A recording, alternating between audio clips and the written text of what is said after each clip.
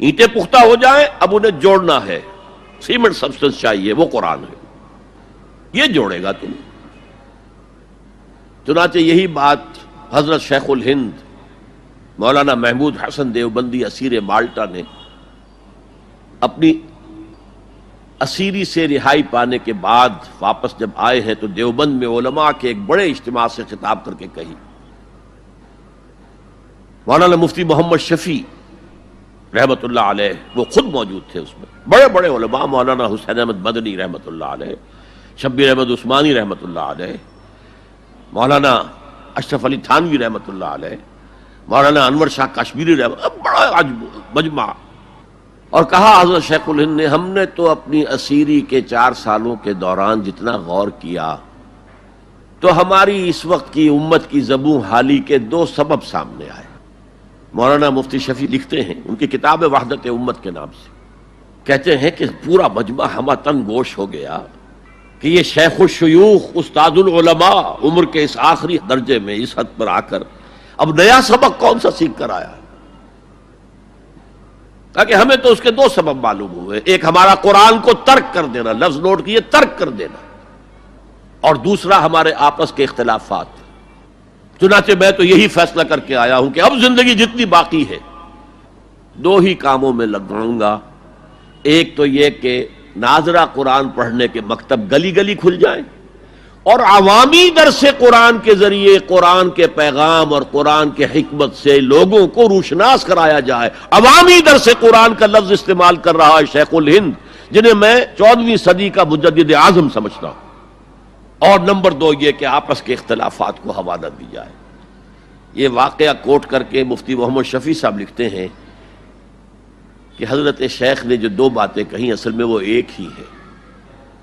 ہمارے باہمی اختلافات بھی تو اسی وجہ سے ہیں کہ ہم نے قرآن کو ترک کر دیا ہے۔ بتائیے شیخ الہند نے کیسے ترک کیا قرآن؟ مولانا مدنی نے کیسے ترک کر دیا قرآن؟ کیا مطلب اس ترک کرنے کا؟ حال تو یہ ہے کہ مولانا مدنی رحمت اللہ علیہ، حالانکہ وہ تو گرفتار نہیں ہوئے تھے، وہ تو والنٹریلی اپنے شیخ کی خدمت کے لیے گئے ہیں ساتھ، اور اس حد تک ان کی وفاداری اور ان کی خدمت گزاری کہ رمضان کا مہینہ آیا تو حضرت شیخ الہند نے حسرت کے ساتھ کہا زندگی میں یہ پہلا رمضان ہوگا کہ تراویح میں قرآن نہیں سن سکیں گے، اس لیے کہ نہ شیخ الہند حافظ تھے، نہ مولانا مدنی حافظ تھے، اور تیسرے ان کے ساتھ ایک اور تھے، ان کا میں نام بھول رہا ہوں، وہ سرحد کے پٹھانوں میں سے تھے،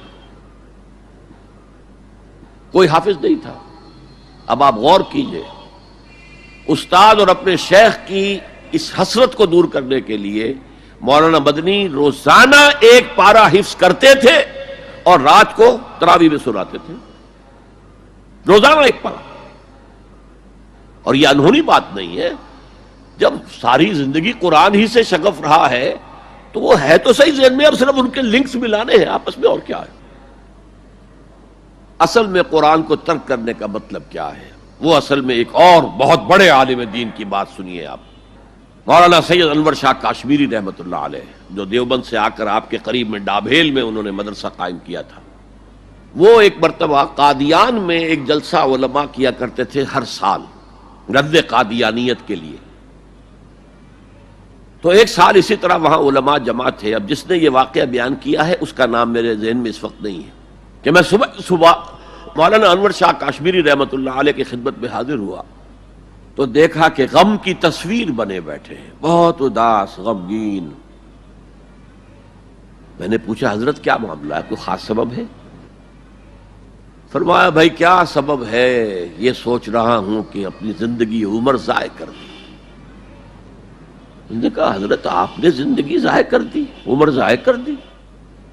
آپ نے علم، بیہقی وقت کہلاتے ہیں انور شاہ کشمیری، جیسے امام بیہقی تھے، محدث اور فقیہ دونوں اعتبارات سے بلند، تو آپ نے پڑھنے پڑھانے میں، سیکھنے سکھانے میں ساری عمر گزار دی، تو آپ کی زندگی ضائع کیسے؟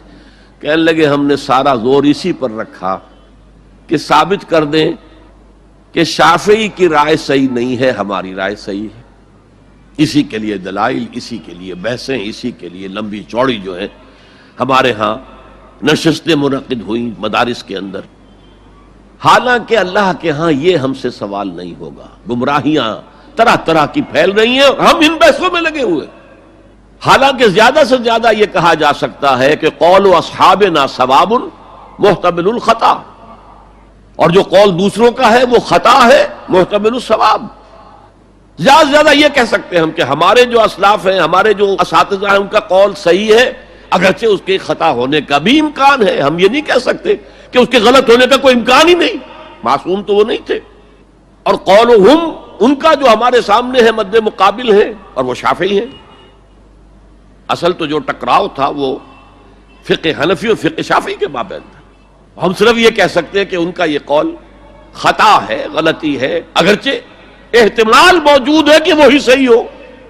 اس کے سوا تو ہم کچھ نہیں کہہ سکتے. اور ہم نے اپنی ساری زندگی اس کام میں لگا دی.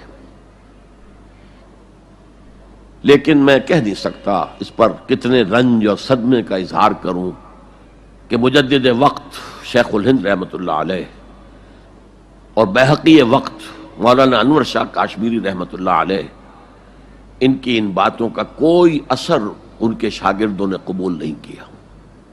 وہی روش ہے، وہی فقہی بحثیں ہیں. جب میں نے پاکستان میں تحریک خلافت کا آغاز کیا، کچھ احادیث بیان کی، اچھے علماء نے کہا کہ ڈاکٹر صاحب ہم نے تو یہ حدیثیں پہلی مرتبہ آپ سے سنی. یہ حدیثیں جو ہیں یہ ہیں کتاب الملاحم میں، اشراط الساعہ، علامات القیامہ، کتاب الفتن. اور حدیث کے ان ابواب پر تو پہنچتے پہنچتے ہم ایگزاسٹ ہو چکے ہوتے ہیں. ہماری ساری بحثیں جو ہے وہ ختم، اور وقت ختم ہو جاتا ہے ان فقہی بحثوں کے اندر. یہاں تک تو ہم پہنچتے ہی نہیں. بہرحال دوسرا نقطہ جیسا کہ میں نے عرض کیا، پہلا اینٹیں پکاؤ، مضبوط کرو. یا ایھا الذین آمنوا اتقوا اللہ حق تقاتہ ولا تموتن الا وانتم مسلمون. اور دوسرا ان کو جوڑنے کے لیے قرآن کو ایز اے سیمنٹ سبسٹنس استعمال کرو. واعتصموا بحبل اللہ جميعا ولا تفرقوا واذکروا نعمت اللہ علیکم اذ کنتم اعداء فالف بین قلوبکم فاصبحتم بنعمتہ اخوانا وکنتم علی شفا حفرۃ من النار. تم تو تباہی آگ کے گڑھے کے کنارے تک پہنچ گئے تھے، گرا چاہتے تھے. فانقذکم منہا، تو اللہ نے اس سے تمہیں نکالا ہے. کذالک یبین اللہ لکم آیاتہ لعلکم تہتدون. اسی طرح اللہ تعالیٰ تمہارے لیے اپنی آیات کی تبیین کر رہا ہے، وضاحت کر رہا ہے، تاکہ تم ہدایت حاصل کر سکو.